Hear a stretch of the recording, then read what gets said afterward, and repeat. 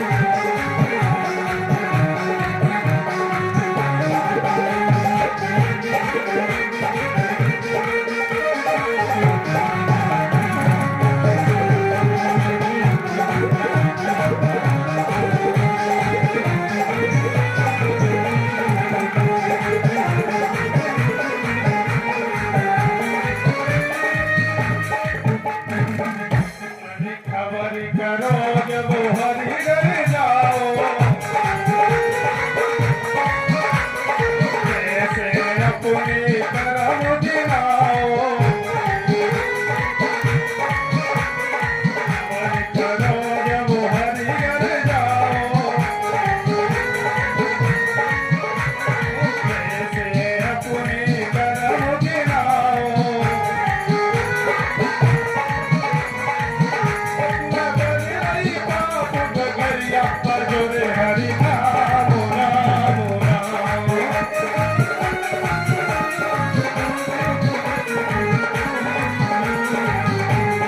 पंछी उड़ गए डोल केवड़िया बजोरे हरि नाम राम राम।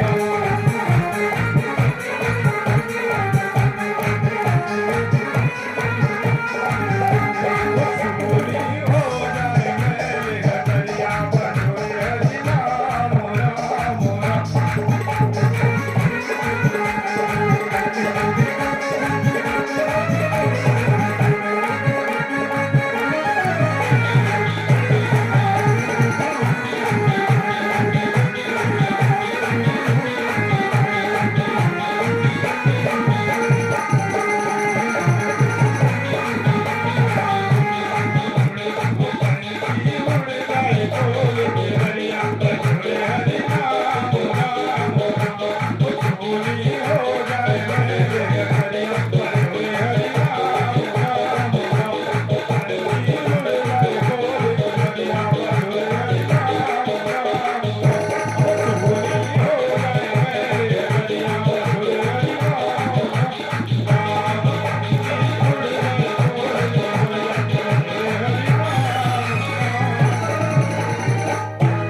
प्रेम से बोलो नारायण साकार हरि की संपूर्ण ब्रह्मांड में सदा सदा के लिए जय जयकार हो।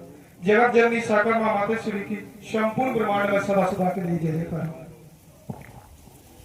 प्रेम से बोलो नारायण साकर हरि की संपूर्ण ब्रह्मांड में सदा सदा के लिए जय जयकार हो।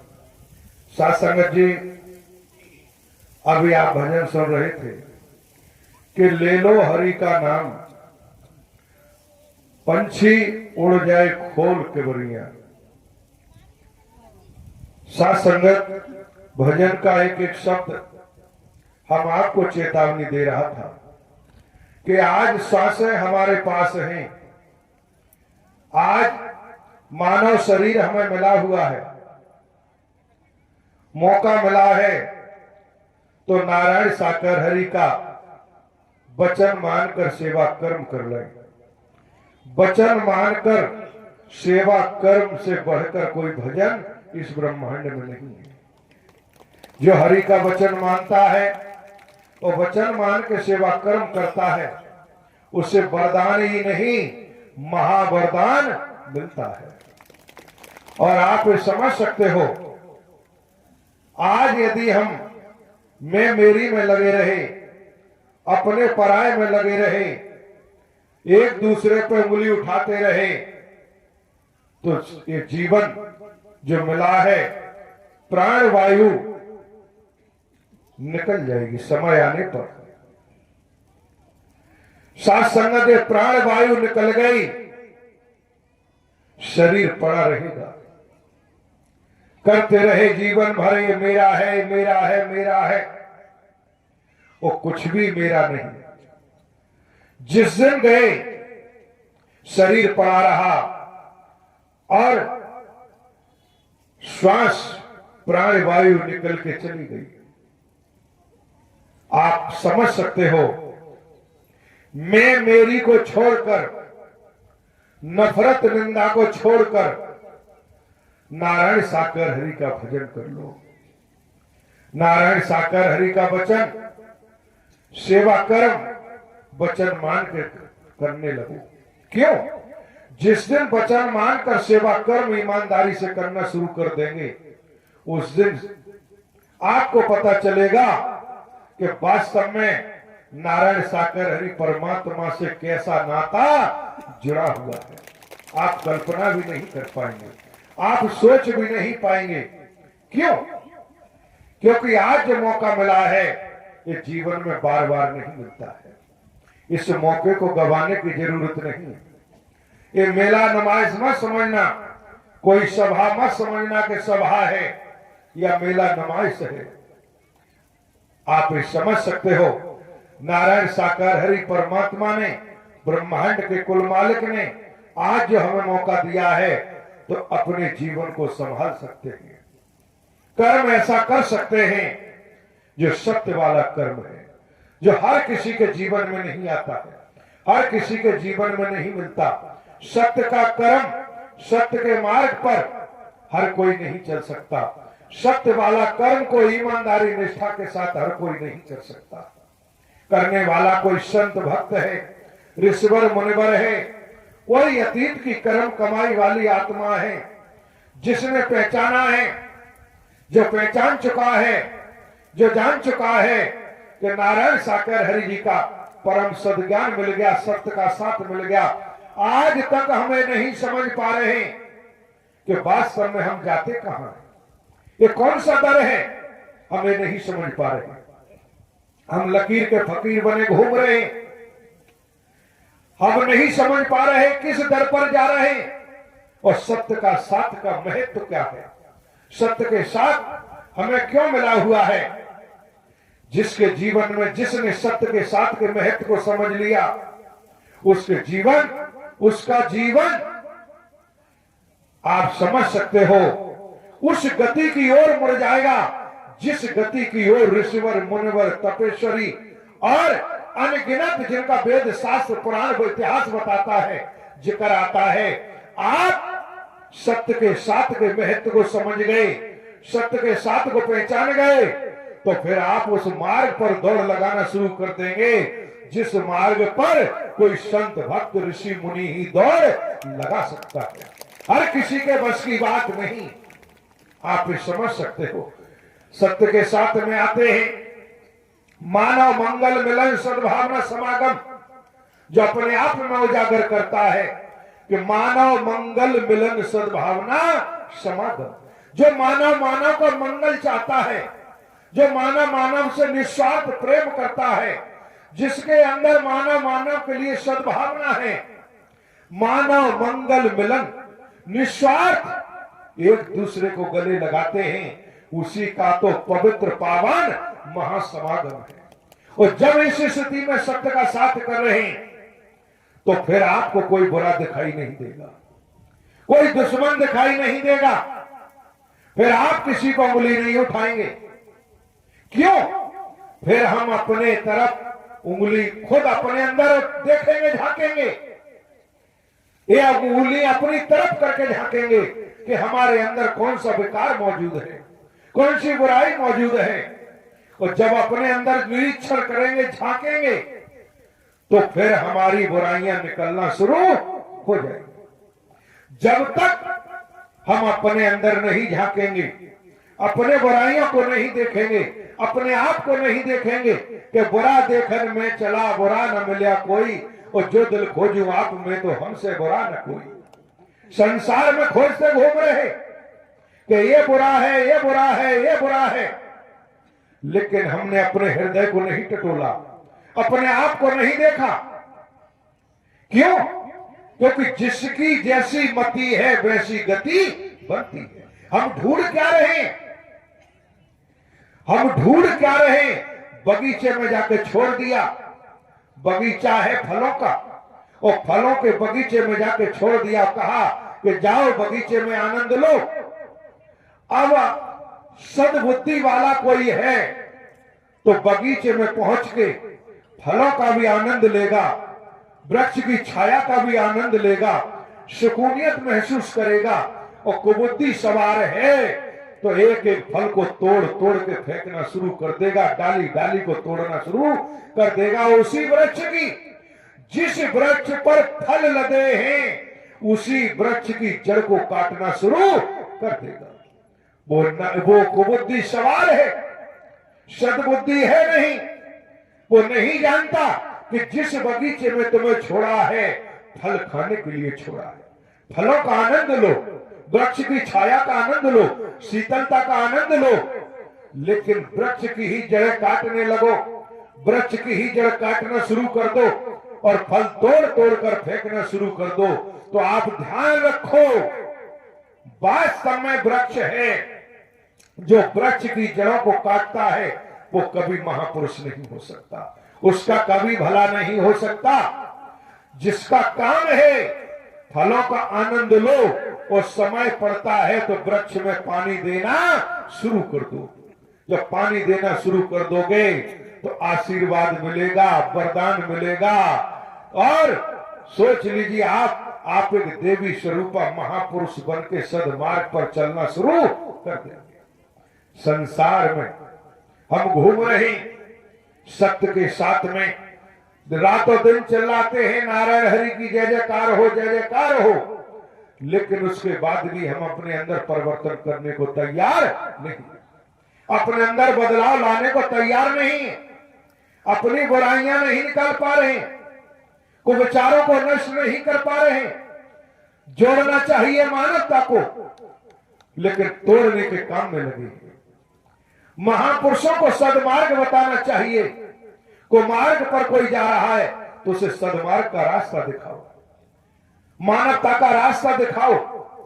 कुछ नहीं कर सकते तो सत्य का पता बता दो, नारायण हरि परमात्मा का दर बता दो।